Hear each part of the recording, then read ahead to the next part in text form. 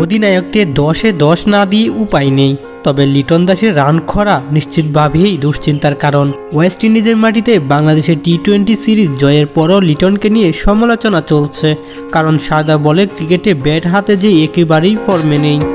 তবে প্রধান coach Phil সিমন্সের বিশ্বাস শীঘ্রই ফর্মে ফিরবেন লিটন, আর তা হতে পারে সিরিজের তৃতীয় ও শেষ ম্যাচেই।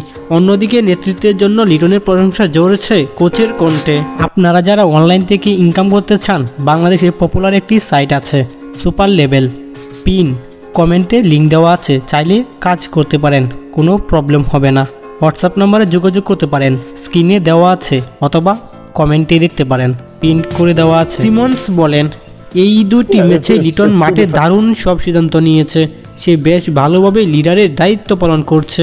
রান করছে না এটা একটু চিন্তার বিষয়, তবে সবাই তো প্রতিদিন রান করবে না। খেলোয়াড়রা প্রস্তুত তাকে ভালো করার জন্য। আশা করি শেষ ম্যাচে সে ঘুরে দাঁড়াবে।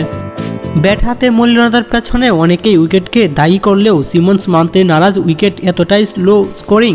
প্রথম দিন উইকেট অনেক ভালো ছিল, আজ যত সময় গড়িয়েছে ব্যাট করতে তত কঠিন হয়েছে, তবে লড়াই করেই জিততে হয়েছে।